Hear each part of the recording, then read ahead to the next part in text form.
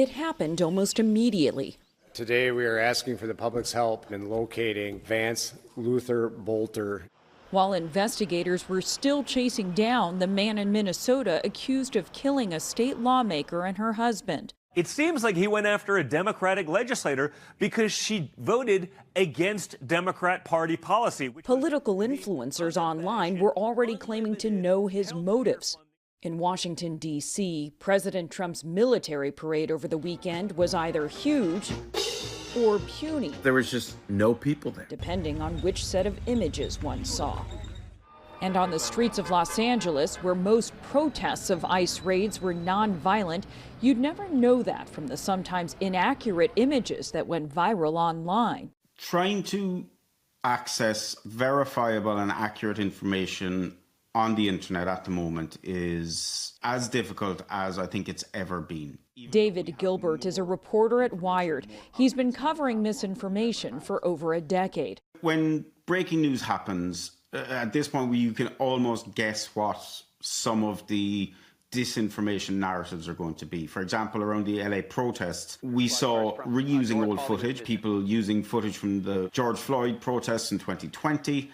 We saw people using footage from the Arma 3 video game, which is a war game, so they'd used footage from that and claimed that it was from LA. We saw George Soros being blamed that all the protesters were being paid, something that Donald Trump amplified himself last week. These are paid troublemakers. They get money. You still have all of this, but then you're putting the AI on top of it, making it so much worse.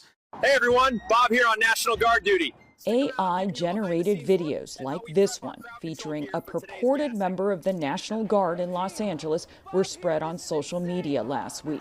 If you looked at the AI videos that people believed were real, there were issues with people's faces, issues with the signs in the background, lots of very clear signals that it was AI. But people just don't pay that much attention anymore. People want to be the first person to share it. That desire to be first, that desire to be the person who is breaking the story or has the image, it really happens over and over and over again. Renee DiResta is the author of Invisible Rulers, The People Who Turn Lies into Reality. She says social media companies incentivize viral, not necessarily truthful content. People begin to realize that during chaotic events, they could actually capitalize on that chaos. They could push out false and misleading stories. They could dredge up old protest footage, re-amplify it, pretend it was happening right then, and they could actually monetize that. They could kind of capture attention, and certain platforms actually let people who are pushing out what looks like current content make money off of it. And you say that the social media platforms are aware of these incentives, are aware that people are capitalizing on these events, and do they facilitate that? Well, the incentives are not necessarily made for the worst actors, right? The incentives are there because we should want people to be able to break news in their communities, right? If this was a situation where I'm just out there on my street with my camera phone and I happen to record something, we should want me to be able to get that information out there. When people do this ethically, it's incredibly powerful.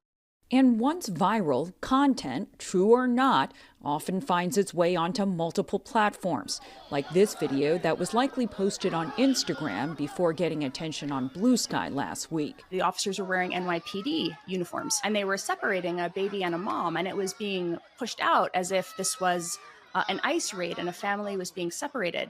It actually took me a while to try to figure out if it was AI generated or not, or if it had been edited or not. And in the time it took me to do that, about 6,000 people had retweeted it.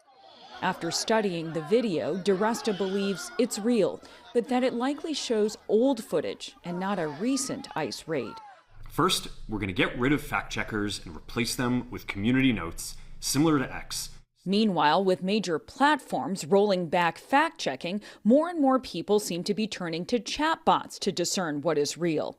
X's Grok or ChatGPT, for example. People have been asking Grok, which is built into X, and ChatGPT to verify images and videos and statements by lawmakers. And instead of coming back with accurate information, it's actually coming back with disinformation.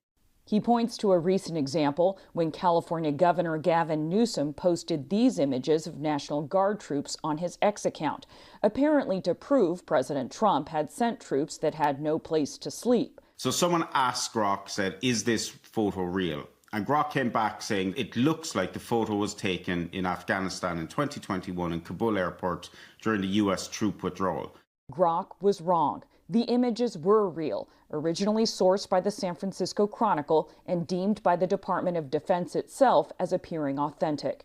These AI chatbots, which, have been so lauded as revolutionary, as cutting edge from a tech perspective, still have huge issues in producing accurate, fact-checked, verified information. And this is just the latest example. I think the reliance on these chatbots by a lot of people is a worrying escalation, because people are turning to them now because they don't actually have human fact-checkers anymore at these companies that they can ask.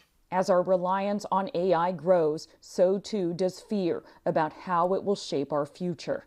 We're in really chaotic times, and the ability to create very plausible unreality is only getting better, even as our trust in each other continues to decline. As the people and outlets that we put our faith in continues to diverge, more and more it's going to be impossible for us to come to consensus about basic reality. And that, unfortunately, is where we are. Where we are itself now a point of contention in a world of fractured realities. For the PBS NewsHour, I'm Stephanie Sy.